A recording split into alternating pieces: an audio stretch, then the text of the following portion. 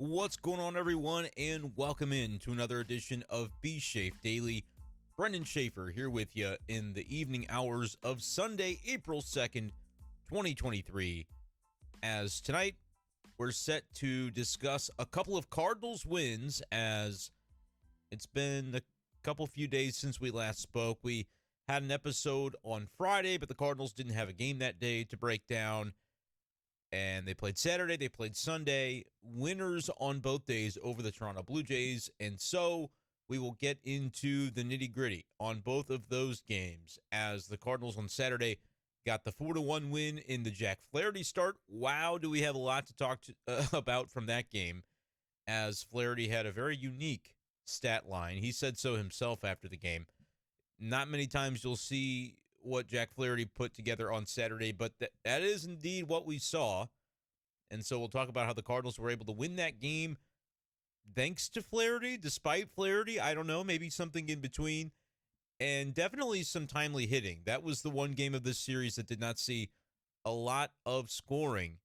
And the Cardinals, despite that, were able to find the one little moment, I thought, that the star of the weekend, you could say, or one of the stars of the weekend for the Cardinals, was able to come through in that spot.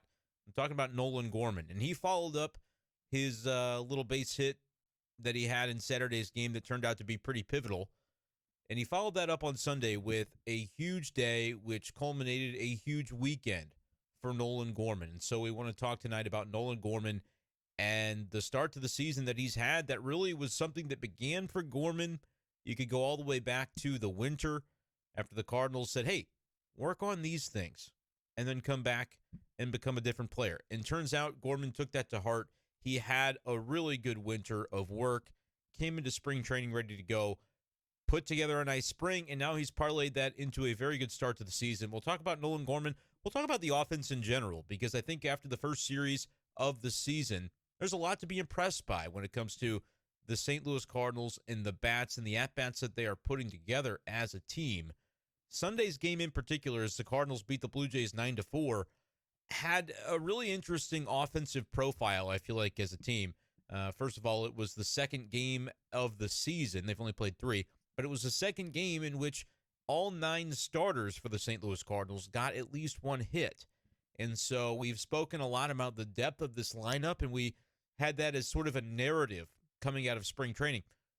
Maybe it's more than just a spring training narrative at this point, as the Cardinals really do appear 1 through 9 to have a pretty solid group that they've been able to put together. So we'll talk about the Cardinals offense. We'll get into the details on some of these games, and then we'll get out of here so I can go to bed. Appreciate you guys for listening. As always, if you're watching on YouTube, welcome in. Hit the button. I think it's a subscribe button on YouTube. Like the video, review, rate, all the good stuff you can do. But let's get subscribed on YouTube, right? So that we can continue to make good videos and expand our audience over there as well. If you're not on YouTube, if you're just listening, glad to have you along for the ride as well. Go ahead and subscribe to the show on Apple Podcasts. Follow on Spotify. Rate and review over there. And hey, if you're so inclined to support the show because you like what we're doing and you can see that it's going to be a big year for the Cardinals and you're going to want to follow all the content going on with the Cardinals, patreon.com/bschaeffer12 is the way that you can support the show. There's a patron tier for $5 a month. I'll put some good stuff on there, but if you like the podcast, that's your way to be able to say, hey, I appreciate you, and I'm going to subscribe on Patreon.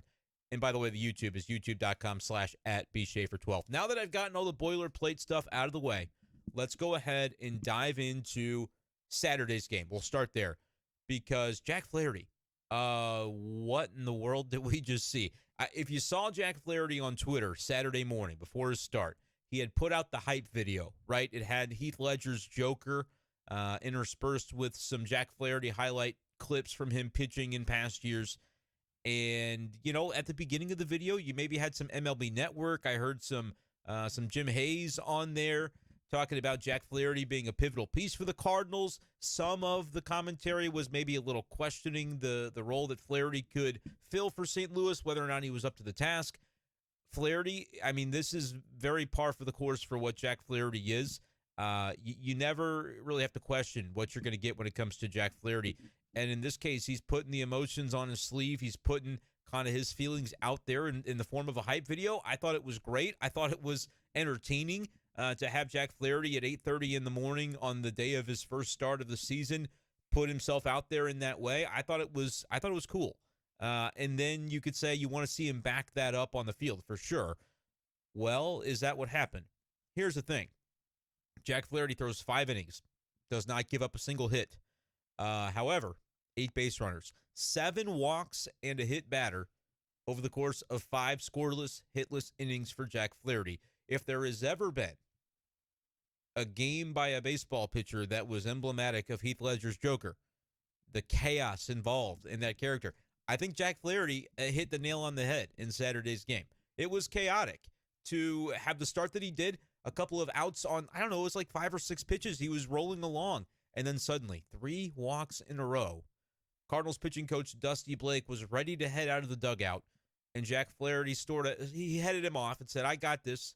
Jack said after the game, "I didn't know what was going on. I didn't know why I wasn't able to hit my spots and find my command of my fastball, but I knew that I was going to get out of it. I knew that I wasn't allowing the game to speed up on me." That's what Jack Flaherty said. At times in his past, Jack Flaherty has sort of allowed the emotions maybe to get the better of him in the middle of a start that's not going his way.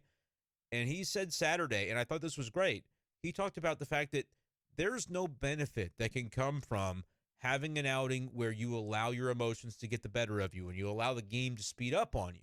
It's not going to help you. It's not going to help your team. It's not going to help your teammates be able to execute their jobs.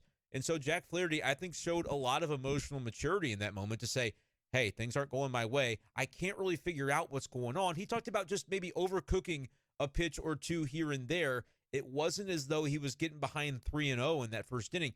I think it was Matt Chapman that he said specifically, I've got 2 strikes on him. I can put this guy away.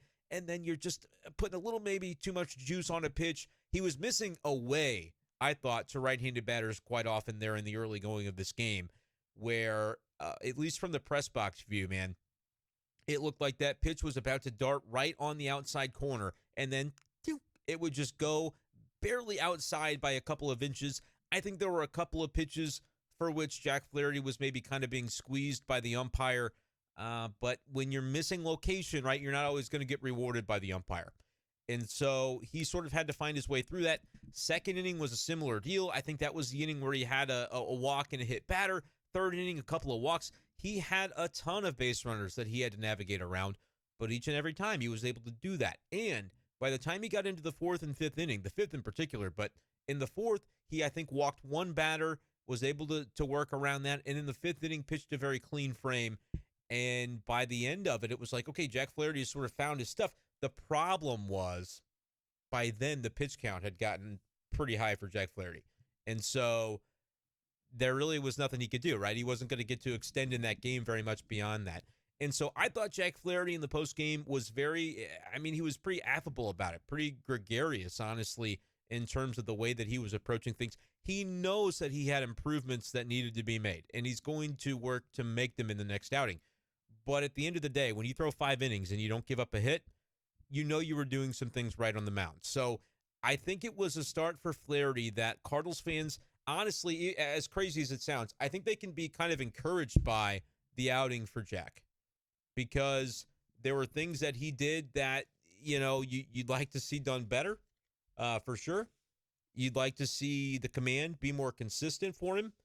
But at the end of the day, for him to be able to go out and not allow any hits, not allow any runs, gets the win, because the Cardinals were able to score some runs there. I think it was in the 3rd inning, and we can talk about that as well.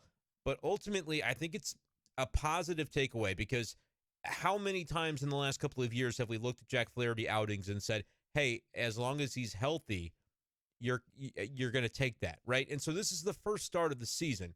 I think he came away from it healthy. I think it's a situation where for Jack Flaherty, you just want to make sure that he is in a spot where he can confidently move forward with the physical aspect of everything that's going on for him, right?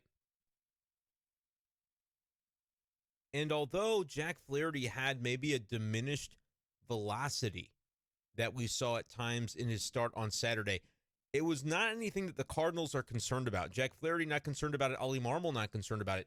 And here's why. It was intentional to try and find a little bit extra command as that outing went along. I think he sort of downshifted a gear to say, hey, right now, my stuff is moving maybe more than I am able to command it with. I think at the velocity he was on that day, and this is going to happen as a pitcher, for Jack Flaherty, he was just overcooking the pitches. The movement was tailing off the plate, and he said he missed arm side as well. So really to both sides, if he was trying to hit in, he was missing off the plate. If he was trying to pitch a guy away, corner, he was missing off the plate at the velocity that he had been kind of operating at in the early going. He downshifted a little bit in the middle to later innings of his outing and was able to find a little bit more success that way. And so sometimes the velocity can be more of an indicator that matters, and sometimes it could be one that's kind of a red herring. In this case, if you're looking at Jack Flaherty's velocity and going, it's not, this isn't Jack Flaherty, which a lot of us in the press box were doing at the time. We're thinking, what's going on? Is there an injury concern here? It turns out you can talk to the guy after the fact, and no, that was a little bit intentional, that he was trying to take a little bit of something off of his pitches in order to find a little bit more command and establish the strike zone a little better than he had been in the early going. And so I think that worked out for him. So for Flaherty, we'll see what his next outing looks like. But I would say, honestly, you take that with a grain of salt and say, just glad you get the win. And I think he'll be able to come out and look a little sharper in the next one. Know that he's got that first one underneath him, right? Jack Flaherty's a guy that, wears his emotions on his sleeves at times. But with that, that he was up for this first game, that first start of the year. To be able to just kind of put that one behind him, I think is maybe going to be to the benefit of Jack Flaherty moving forward into the rest of the season. So let's talk about the fact that the Cardinals won this game, right? How did they do it? Not by great offense. They had 41 hits in this series and 22 runs scored. However, in that second game, it wasn't the offense that was able to get things done. They scored 4 runs. It was a 4-1 victory. But for the most part, it was kind of a grind against Kevin Gausman in that game. What the Cardinals were able to do is take advantage of really the one opportunity that they had. In that third inning, I think it was the third inning, you had the ball hit, I think it was Arenado, and Matt Chapman wasn't able to get it handled at the end of the day.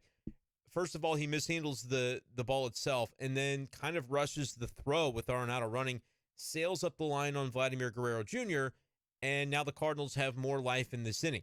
That was when Nolan Gorman came through with not his most emphatic swing of the weekend. Gorman goes 4 for 9 on the weekend and draws 4 walks. Great weekend by Nolan Gorman. We'll talk a little bit more about him when we get into Sunday's game. But what Nolan Gorman did in that spot was he cue balls one down the third base line, and it scores a couple of insurance runs for the Cardinals, which they would end up needing because they'd give up 1 run late in the game. And that was it. I mean, they get that 3-0 lead, and they sort of were able to sit on that from there. Not a lot of offensive action on either side in the rest of that game. Really important to be able to take advantage of your opportunities, not only on the days where everything is clicking like it did on Sunday, but on the days where offensively it can be a little bit of a grind and a little bit of a struggle. Is that not so emblematic of the type of game that last year it felt like the Cardinals would end up scoring 0 or 1 run and they would lose it late in sort of a pitching duel style?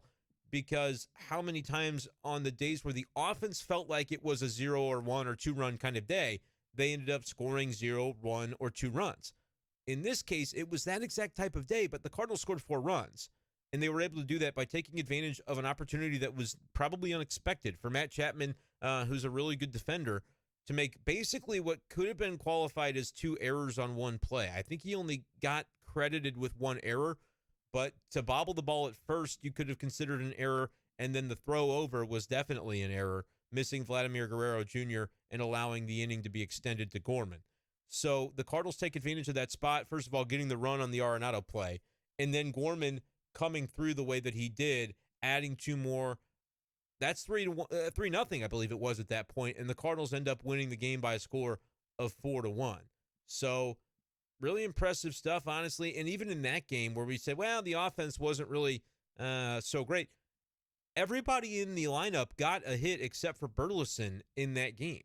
And so the other 2 games, everybody who started the game got a hit. And in game 2, there was only 1 spot in the order that was unable to come with a base hit. Cardinals still had 10 hits in the game. Just a really impressive effort. The bullpen did a nice job as well. Verhagen came in, and I'm telling you, if you've been listening to Be Shape Daily, you know this. I'm high on Drew Verhagen. I think he's going to have a really good season and be a pretty important part of what the Cardinals are looking to do. He came in on Saturday, had an inning, clean, no runs allowed, no hits allowed, no walks, had 2 strikeouts. Really good hold for him. Palante had the 7th, 1 hit, no runs allowed. And then the 8th inning came about, and that was the same exact inning that on Thursday Jordan Hicks had his struggles. Ollie Marmol at the time said, I kind of pushed back on the notion that Jordan Hicks had bad command to where he wouldn't have been able to get away with it. He thought that the command wasn't a huge issue. His quote was, he threw enough strikes to be fine today, but had the soft contact. I think he gave up 3 infield hits, and it was kind of a rough story because of that on Thursday. On Saturday, it was all Jordan Hicks. It was not a pretty outing by him. He did get 1 out, but allowed 3 walks in the inning, and one of those guys coming around to score on a Jordan Hicks wild pitch. That was not his game. The Cardinals were bailed out in this one by Ryan Helsley. Coming in, 1 out in the 8th, he's able to get that done. And Ollie Marmol said, and he reiterated this on Sunday morning, that if Hicks has to throw, 12 to 15 pitches even in that 8th inning, he probably does not come back out to pitch the 9th. That's going to be a 9th inning for Zach Thompson. It's going to be a Chris Stratton. It's going to be somebody else pitching the 9th inning because Gallegos still unavailable as he was Sunday, dealing with the back issue. And you didn't have really any other options at that point. You'd already used Hicks, Verhagen, Palante, and if Helsley wasn't able to have a very, very efficient finish to that 8th inning on Saturday, it was going to be a spot where he said, listen, the game is on the line right now. After Jordan Hicks walked 3 guys, gave up the run via wild pitch, they had to figure out a way right then and there to get out of the 8th. Ryan Helsley was their best chance to do that. He did, and he did so efficiently enough that Ollie Marmol trusted him to go back out for the 9th inning. That's what ends up happening, and from there, Helsley was able to slam the door on a very important game 2 so that the Cardinals don't get themselves into a spot where this early in the season they're down in a hole 0-2, still trying to get the monkey off their back for the first win. No, they were able to get it done. Ryan Helsley goes an inning and 2/3, gives up a couple of hits, but scatters them 2 strikeouts, and the Cardinals get the win. Helsley with his first save of 2023. So even though it wasn't a day where the offense was clicking on all cylinders, the Cardinals were able to do just enough offensively, and the bullpen was able to come through. Helsley bails out Hicks a little bit. The Cardinals are going to need Jordan Hicks to figure things out a little bit, but for right now, the command has just not been there for him. Obviously, had the pitch that injured Contreras on Thursday. Contreras, by the way, did come back into play on Sunday, and he's going to be just fine. But he had some command issues on Thursday. I know that Ollie said that he didn't really feel that way about it. I feel like it was, just it's not like he's throwing every pitch wild, but there was a wild pitch. There were some walks in that inning on Thursday, and just the notion that I don't think he's hitting his spots every time. Granted, you're not going to barrel Jordan Hicks up very often. He throws 105. His stuff is completely nasty. That's why they didn't hit the ball out of the infield against him. But if you're doing the job for the opposition by allowing too many of them to reach base via walk, that's where you can run into trouble. And that's exactly what happened, right? On Saturday, he didn't allow any big hits on Saturday either, but he walks 3 guys and then allows one of them to score via wild pitch. So that's self-inflicted damage at that point. The Cardinals are going to need more from Jordan Hicks, and if they don't get it really in short order, I think you could see guys like Palante and especially guys like Drew Verhagen begin to sort of ascend the pecking order, the hierarchy, to where Verhagen ends up being a right-handed reliever that the Cardinals rely upon in some more serious territory, like a 7th, 8th, not necessarily a 9th, but later in games that are close and the Cardinals have a small lead, those kind of leverage situations, you could start to see Verhagen in. I wouldn't be surprised. Again, I've been telling y'all since spring training, it's going to be a season for Drew Verhagen. I know we all wrote him off last year. Don't. Through a couple of games, I think that's holding up right now. He's doing a very nice job, and he is going to enter that circle of trust sooner than you think, especially if they can't figure out what's going on with Gallegos. Like, they're reaching the point with Gallegos where they're going to have to put him on the IL if he's not ready to pitch Monday or Tuesday, right? You can always backdate that, but I think you only get to backdate it 3 days worth. And so the longer you wait, you're just basically going a man down. And luckily for the Cardinals, they have a little bit more breathing room after the job that they got out of their relievers who did pitch on Sunday. That saved them heading into this Atlanta Braves series. And here's what happened Sunday. Cardinals win it 9-4. Jordan Montgomery was the starter. Kind of inefficient in the same way that Flaherty was on Saturday. And in Montgomery's case, he allows 3 runs in the first inning. Luckily, he still left that first inning with a lead because the Cardinals had a barrage in the opening frame of this game. Brendan Donovan, been telling you, if he adds power to his game, look out. Well, it looks to have been something that's happened, and it is sustainable moving forward the way we are seeing Brendan Donovan time after time, whether it's for a home run or a double or an out that's a fly out to right. It doesn't matter what it is. He is hitting the ball hard pretty much every time he makes contact. Brendan Donovan is going to have himself a hell of a season if this continues, and we really don't have any reason to believe that it will not continue for him. He has made those adjustments and has been able to wallop some baseballs over the first weekend. Home run, first pitch of the game. Usually he's a guy that kind of works the count a little bit more. Brendan Donovan hits the home run on the first pitch that he sees on Sunday from, Chris Bassett. Goes yard. Cardinals lead 1-0. Alec Burleson batting in the 2-hole for the second day in a row. Ollie Marmol. This is another Ollie Marmol guy. He has beat the drum for Alec Burleson. His numbers in spring were kind of, mediocre at the beginning, but he came on strong toward the end. I think had an OPS around 750. And anybody who will listen, Ollie Marmol has told over the last few weeks, Alec Burleson is going to be an important part of what we do this season. Well, he has backed that up, put his money where his mouth is, and put Burleson right into the number 2 spot in the lineup the last couple of days with Lars Nootbaar being injured. He jammed the left thumb for Nootbaar. He should be ready by Monday, is all indications. Not going to be an IL sort of thing, we don't think, but jammed his thumb. And in the clubhouse on Saturday night, Lars Nootbaar was getting asked about that by some reporters, and somebody brought up the notion of an oven mitt. I know Nolan Gorman wears the oven mitt, the big, bulky glove that kind of looks like a big mitten, an oven mitt, so to speak, when he's running the bases. It's so that when you dive headfirst into a base, you don't jam your hand or break your fingers or break your thumb or anything like that. Lars Nootbaar, I think, may be a believer in the oven mitt moving forward. We'll see. He did say, yeah, I'll definitely be having one of those moving forward. I don't know if that was in a joking context or if he was serious, but it would make all the sense in the world to do it. And if you don't, maybe just no more headfirst slides. Like Jordan Walker had a headfirst slide into second base earlier in the weekend, and he was safe. I think it was on his stolen base, in fact. And you're thinking, man, didn't that guy hurt his shoulder in spring doing that same thing? Lars hurts the thumb. I just would go feet first.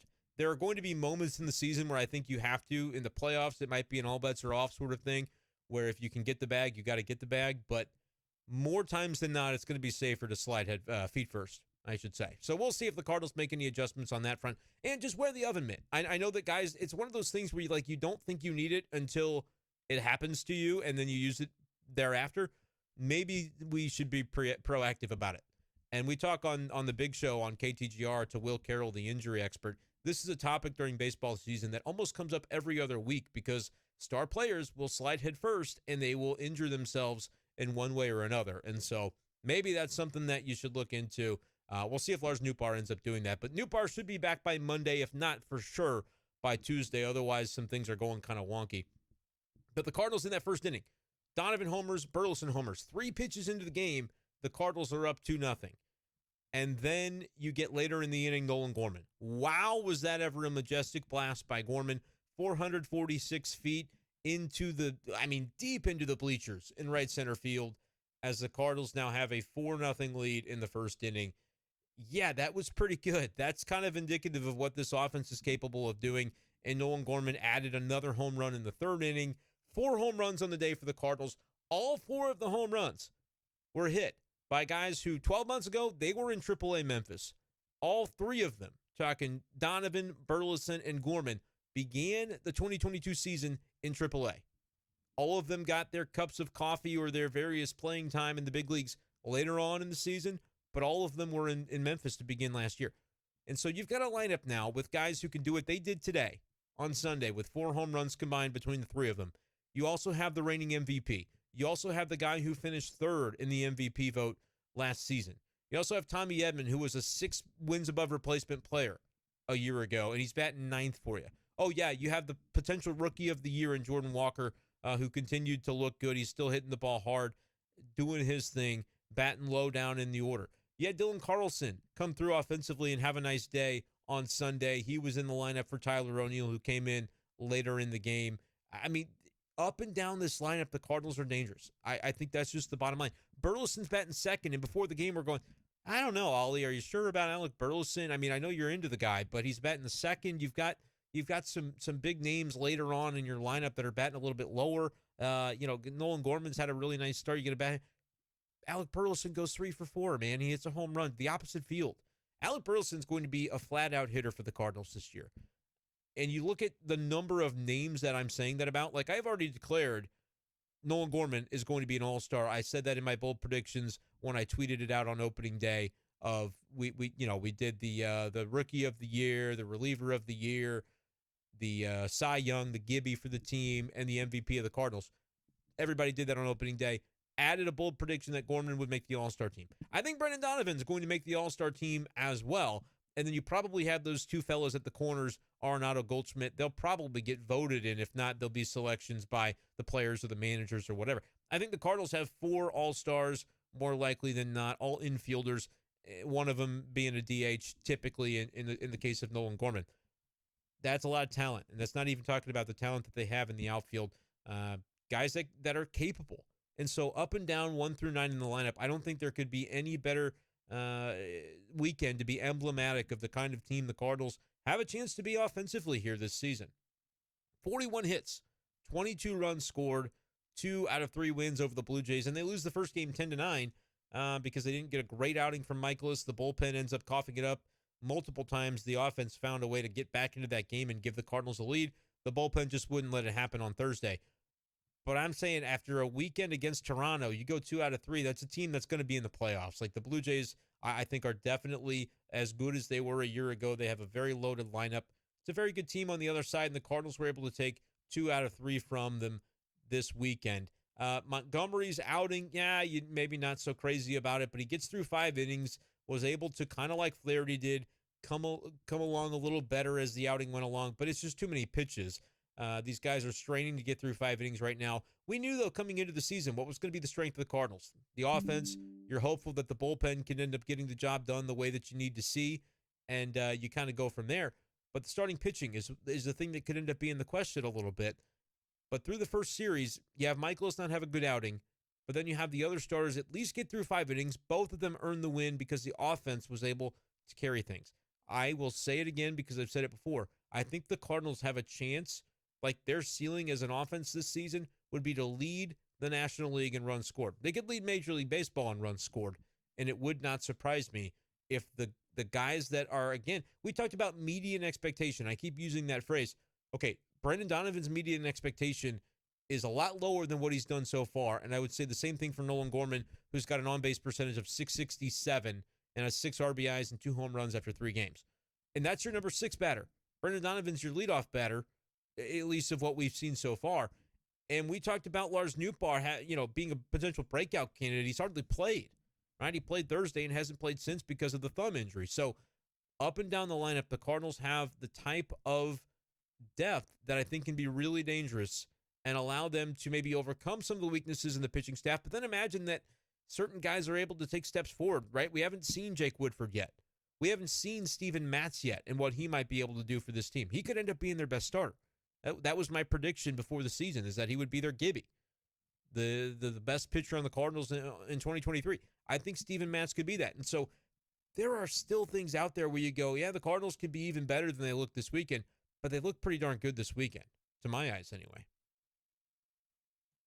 And another aspect of this for the Cardinals, like we're getting into the weeds right now on like the 5th or 6th most important thing for this roster. Normally you talk about, okay, what's the most important thing for the Cardinals this year? It's to be able to score runs consistently, not have those days where they just disappear and go dormant. They did a good job on Saturday of like, that was a day where they could have gone completely dormant and it didn't happen. Okay, what's the next most? The starting pitching has to hold up. And then the back-end relievers need to. And you could go down the list. We're getting now to like number 6 or 7 on the list. Let's talk about the middle relievers. And this is something that we've heard. I mean, even back to Mike Schilt days, it was talked about. Ollie certainly talked about it last year. You've got to have those, 13 guys in a bullpen. So 8 guys, I should say a pitching staff, 8 guys in a bullpen. You got to have those 6th, 7th, and 8th guys in your bullpen ready to go on a given day. And the reason for that is if you go to your prominent guys every single time because you don't trust anybody else, they are going to get burnt out and you're screwed come playoff times. You're not going to make it come October. Okay, on Sunday, the Cardinals had a nice, juicy lead. They're up 9-3, I think it was, at whatever point that it was. And they bring in Chris Stratton and Packy Naughton to finish the game, right? Those are probably some of their relievers that are a little bit lower in the pecking order. You've got to have those guys, but they're all important to the roster.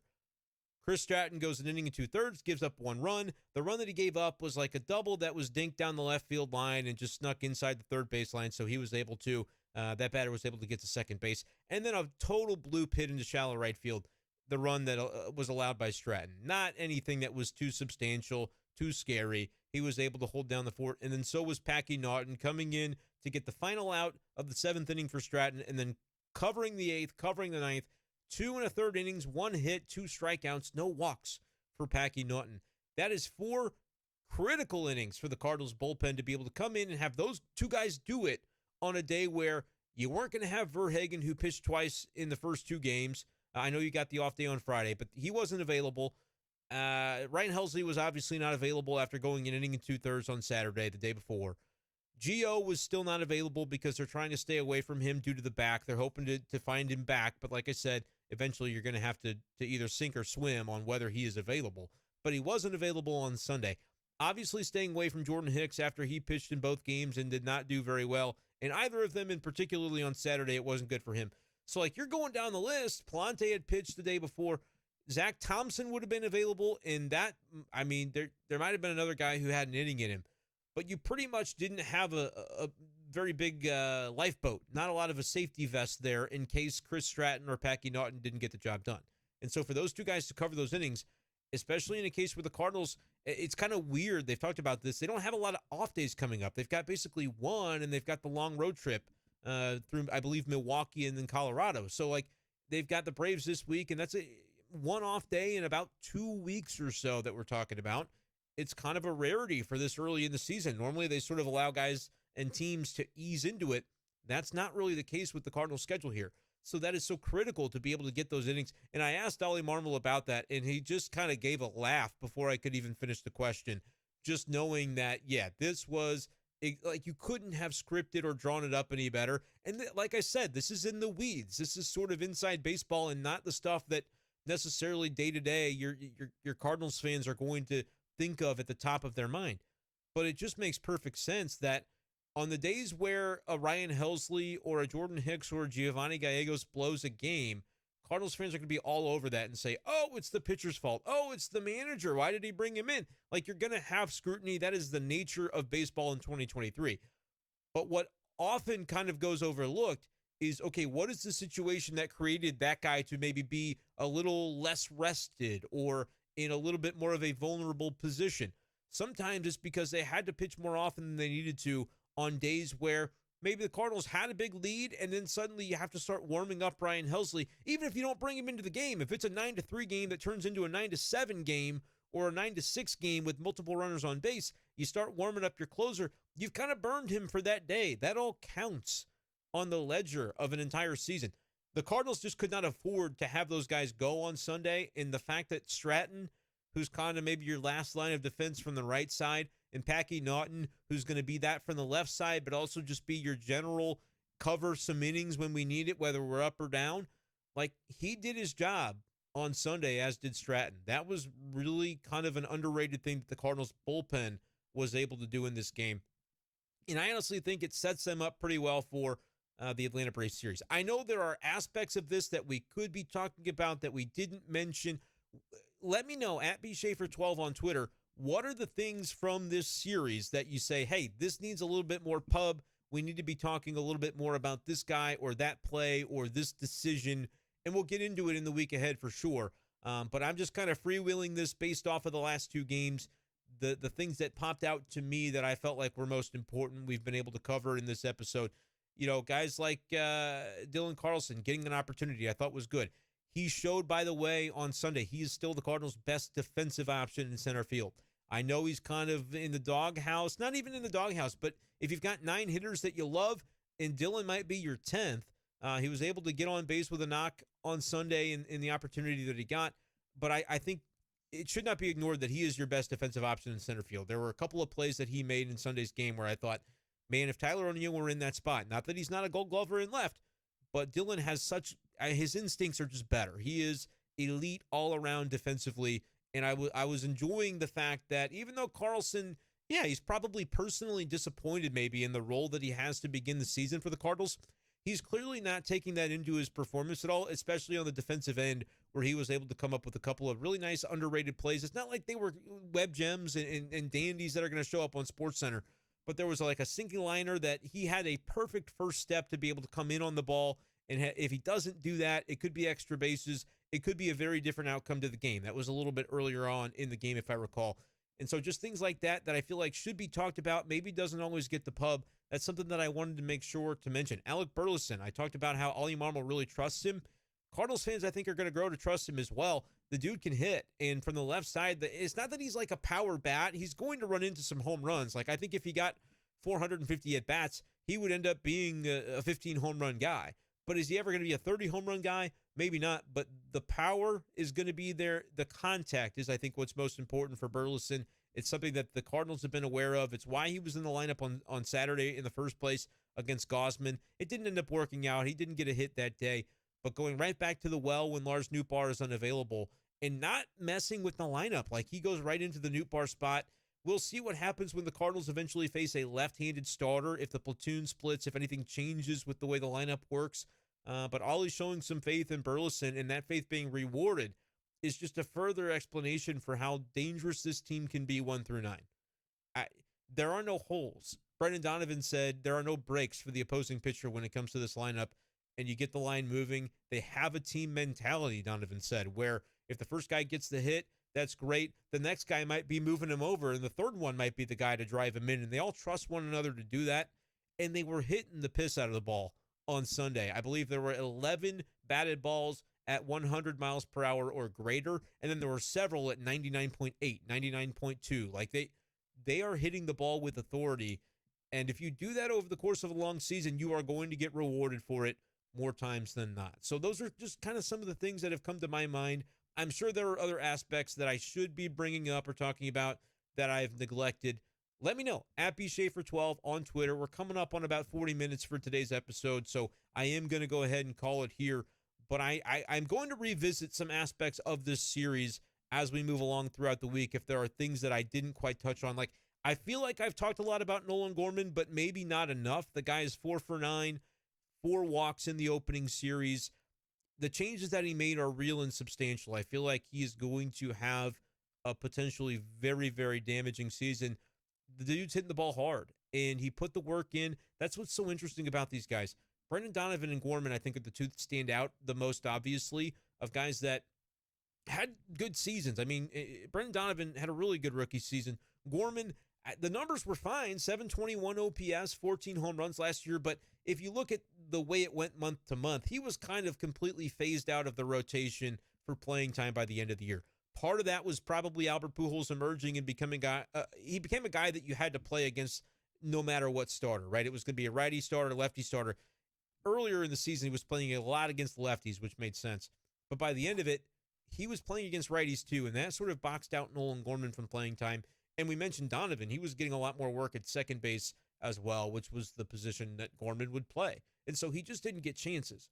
But the Cardinals said, hey, go into the offseason, work on becoming a guy that's not so vulnerable to the pitch strike high in the zone in terms of high heaters, fastballs.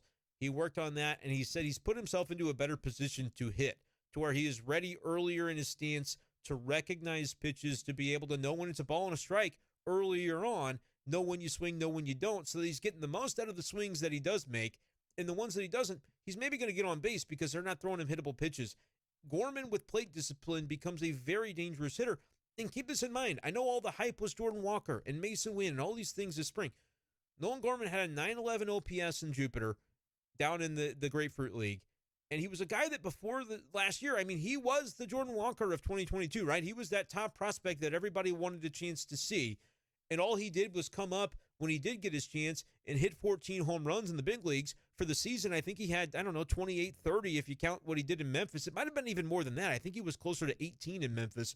And so this is a guy that hit 30 home runs on a full season last year and sort of was a forgotten man, which it doesn't really make sense how that's possible. I guess it would take one of the all-time greats coming in and chasing 700 home runs at the same position that Gorman would have otherwise occupied in the lineup. Maybe that's what did it. But Nolan Gorman, I'm telling you, man, he's got a sense of confidence about him, and I think he's going to have a year. And it might be like, wow, Brenden Schaeffer sounds like this giant Cardinals homer the way that he's approaching, saying all these guys are going to have big years. I'm just looking at the first series, and I'm looking at some of the data from spring training, and I'm just saying, like, who are you down on right now in this Cardinals lineup? Like, you might have guys that you say, a little worried about that guy. But on the whole, you're looking at the data of what these guys are doing and what they maybe have a chance to do. It's hard not to see it the way that Ollie Marmol sees it, right? And I think he's very confident in what this group can do offensively. So I'm having a good time watching this team, talking about this team. Let me know what you guys think. Hit me up at bschaeffer12 on Twitter, facebook.com/bschaeffer12. Give me a follow on Facebook as well, trying to get my Facebook page going. Like, this is my profession. This is what I'm trying to do for a career. You guys, by listening and by reading me, are allowing that to happen. And if you like my stuff, that's what it's all about. You're able to propel me forward in this path. It's really been a lot of fun. I think it's going to be a fun summer in St. Louis. So make sure you're following me everywhere that you possibly can. And check out the Patreon if you dig it. I appreciate you guys so much. I'm going to wrap things up here for this edition of B-Shape Daily, but we'll be back on Monday night, Tuesday. We're going to be going. I mean, it's B-Shape Daily for a reason. I'm going to try to give you guys as much content as I possibly can. Maybe do a little bit of live videos as well on YouTube, probably, maybe some Twitter. We'll see. But if you guys are digging it, I appreciate it. Stick around. It's going to be a lot of fun this year. Thanks, y'all. We'll talk to you next time on B-Shape Daily. Peace.